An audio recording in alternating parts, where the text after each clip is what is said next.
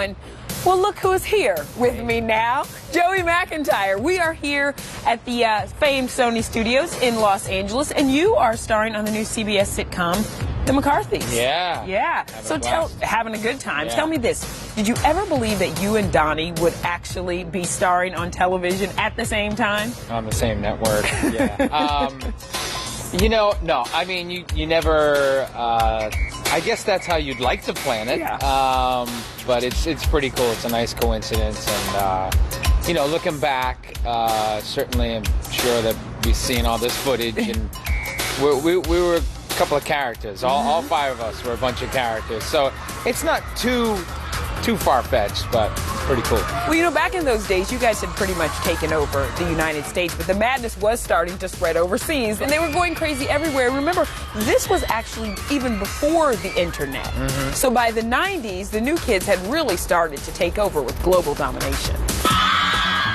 Their first big international tour brought them to London in 1990, where the masses of screaming girls brought back memories of Beatlemania. There'll never be another Beatles, but I guess on the scale of the fan frenzy, we might be able to be compared to the Beatles. Their sold-out crowds were rowdy and loud. Fans were so whipped into a frenzy that more than a few passed out. It's funny because most of the time the girls who get pulled out the crowd fainting and stuff, they pull them out through the front, and as they're carrying them off, the girls are waving and saying bye, and if they get closer and they get backstage and everything, so it seems like most of them, just having a little bit of fun, Remember that one show a little mischievous, where our whole stage was full of girls? Yeah. Remember they dragged them all out, and all the girls seen that where they were putting the people who fainted was on the back of the stage. So everyone started fainting then. That was funny.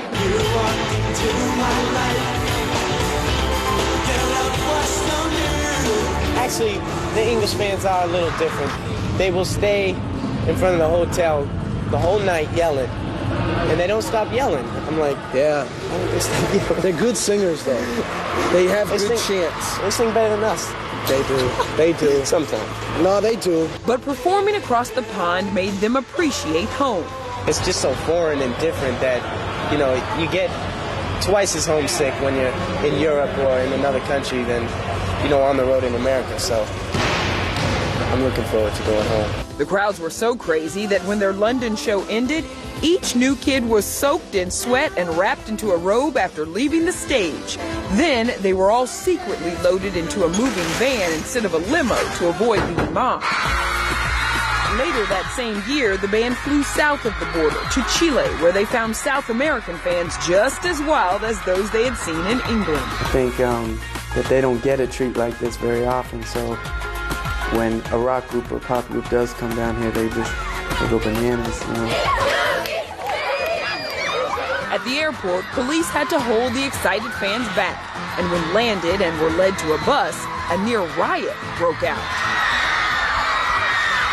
This is Donnie Wahlberg live for Entertainment Tonight. We're here in Chile with the New Kids on the Block, the world-famous singing group. And this is the lead singer of the New Kids on the Block. His name is Joe McIntyre. Joe, how you doing? Oh, great. How you doing today? But this was not part of the New Kids tour. It was part of a rock festival for Amnesty International, where they played for nearly 100,000 fans, alongside more political acts like Sting and Jackson Browne. The New Kids wanted to bring the message of international peace to their younger fans. It's something that we always should do, in the future, because we have a responsibility, really, to all the kids to teach the kids, because so many kids look up to us and follow us and listen to what we have to say. So we should, I think, always take the responsibility of doing things like this.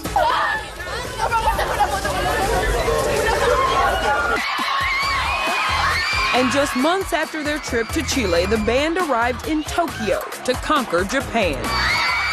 New Kids Mania had become a universal language. Once again, fans were pushing and shoving, trying to get a glimpse of their idols. Although they were kind of jet-lagged during this interview done right after they landed, the band tried to explain their appeal to fans all over the world. I think we're kind of like all the young girls' first crush. When you first fall in love with somebody, you really fall for them. So I think that's one of them. Plus, you know, we're young, they're young.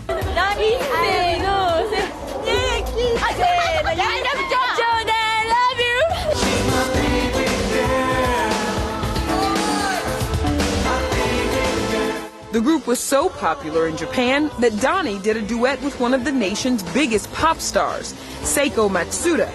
This was the early 90s, which explains all that mousse in his hair. Well, as you can see, I got dressed up for the occasion. I figured, you know, I better take a bath and stuff working with such a beautiful girl. Donnie promised us he was going to learn to speak Japanese, but at this point, his vocabulary was limited. Sayonara.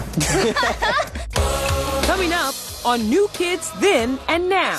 He is a sex symbol. Look at him. Mark Wahlberg. Why did he leave the New Kids and the beginning of the end of the band? There were times where me and Donnie would walk down a hall and not even say hi to each other. The day the New Kids called it quits. That's next.